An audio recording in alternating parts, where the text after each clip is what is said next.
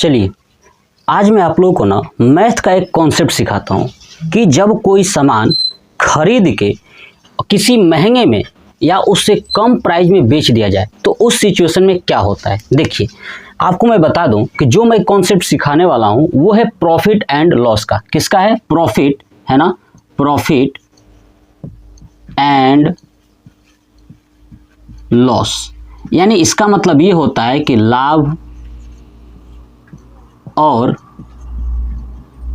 हानि। ठीक है, प्रॉफिट और लॉस का कॉन्सेप्ट मैं आपको सिखाता हूं। देखिए जब कोई इंसान किसी वस्तु को खरीदता है ना, क्या करता है? खरीदता है, तो उसको बोलते हैं क्रय मूल्य यानी कॉस्ट प्राइस यानी सीपी। याद रखिएगा, क्रय मूल्य। जब आप किसी वस्तु को खरीदोगे ना तो जितने दाम पे खरीदोगे उसको बोलेंगे क्रय मूल्य। ठीक है, जब उसी वस्तु को अगर आप बेच देते हो तो उसको बोलते हैं विक्रय मूल्य। क्या बोलते हैं? विक्रय मूल्य। ठीक है, ये है विक्रय मूल्य जिसको बोलते हैं सेलिंग प्राइस यानी एसपी। तो समझ में आ गया कॉस्ट प्राइस क्या होता है कि जब किसी वस्तु को जितने दाम पे खरीदते हैं वो कॉस्ट प्राइस होता है। अब उस वस्तु को जितने दाम पे बेचोगे वो होगी विक्रय मूल्य। देखिए आपके पास दो कंडीशन होगा यानी तीन कंडीशन होगा। देखिए पहला कंडीशन क्या होगा कि जितने में वस्तु को खरीदे हो यानी जितना सीपी होगा, ठीक है, जितने में आप वस्तु को खरीदोगे हो सकता है वस्तु को उसी दाम पे बेच दो, है कि नहीं। 5 रुपए का खरीद के 5 रुपए में ही बेच दे तो उस सिचुएशन में क्या होता है कि न ही फायदा होगा, ठीक है, न ही फायदा होगा और न ही नुकसान होगा। ये बात समझ में आ गया। कब? जब जितने का खरीदोगे और उतने में ही बेच दोगे तो न ही आपको फायदा होगा और न ही नुकसान होगा। दूसरा कंडीशन क्या होता है कि अगर आप जितना में खरीदते हो उससे ज्यादा में बेच देते हो, है ना, जितना आप खरीदते हो उससे ज्यादा में बेच देते हो। ठीक है, पहला कंडीशन में क्या था कि मान लीजिए कि 6 रुपये का मैंने खरीदा और 6 रुपये में ही बेच दिया तो हमको ना फायदा हुआ है ना ही नुकसान हुआ है। लेकिन दूसरा कंडीशन क्या कहता है कि आपने अगर 6 का खरीदा और अगर 7 रुपये में बेच दिया है तो आपको फायदा हो गया है। क्या हो गया? फायदा हो गया है। यहाँ पे क्या होगा? वो फायदा में रहेगा। ठीक है, क्योंकि 6 रुपये का खरीद के 7 में बेच दिया है।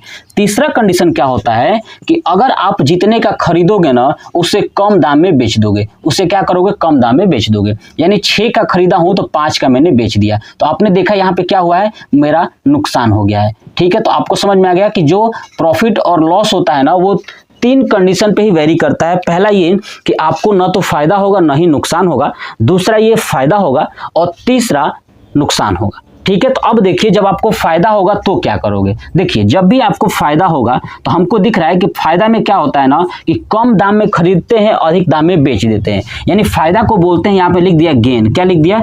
गेन। यानी आप एक साफ बोल सकते हो, प्रॉफिट भी बोल सकते हो। क्या है? प्रॉफिट। ठीक है, यानी गेन, प्रॉफिट हुआ। कितना प्रॉफिट हुआ तो देखिए कैसे निकालोगे, तो जितने का खरीदे हो ना तो उससे अधिक में बेचोगे तभी ना फायदा होगा। तो इसका मतलब कि जब भी प्रॉफिट निकालना हो तो सेलिंग प्राइस यानी अधिक वाले दाम में से कम वाला दाम यानी घटा दोगे, एसपी माइनस सीपी, ये हमारा हो जाएगा फायदा के लिए। क्या हो जाएगा? कितना रुपया फायदा हुआ है। नुकसान कितने का हुआ है तो देखिए नुकसान कितने का हुआ है। तो जब भी नुकसान निकालना हो तो हमको ये पता होना चाहिए कि भैया खरीदे कितने में है और बेचे कितने में। तो भैया नुकसान के लिए अधिक में खरीदोगे जितना में तो कम दाम में बेच दोगे तो नुकसान हो जाएगा। तो सीपी में से एसपी घटा देंगे। 6 बड़ा है ना तो यहाँ क्या करेंगे? सीपी माइनस एसपी कर देंगे। ये हमारा हो जाएगा किसका? नुकसान का, यानी लॉस बराबर, है ना, लॉस बराबर। ठीक है, ध्यान रखिएगा प्रॉफिट एंड लॉस जिसको बोलते हैं। ठीक है, तो लॉस बराबर सीपी माइनस एसपी यानी गेन और प्रॉफिट बराबर एसपी माइनस सीपी। ये कॉन्सेप्ट आपको समझ में आ गया। चलिए अब ऐसे एक प्रश्न समझते हैं कि एक दुकानदार ने क्या किया ना, एक दुकानदार एक जो है कि पेन, ठीक है, 500 रुपये का खरीदा। कितने का? 500 रुपये का पैकेट वाला पेन खरीदा, पूरा पैकेट। ठीक है, एक दुकानदार ने 500 रुपये का एक पेन का पैकेट खरीदा, ठीक है, और उसने क्या किया? 625 रुपये में बेच दिया। कितने रुपए में? 625 रुपये में बेच दिया। तो बताइए उस दुकानदार को कितने रुपये का फायदा हुआ है या घाटा हुआ है। तो आप बताइए, अगर 500 का खरीदा है और 625 में बेचा है, इसका मतलब कि 625 में से अगर मैं 500 घटा देता हूं तो क्या आ जाएगा? 125 रुपया।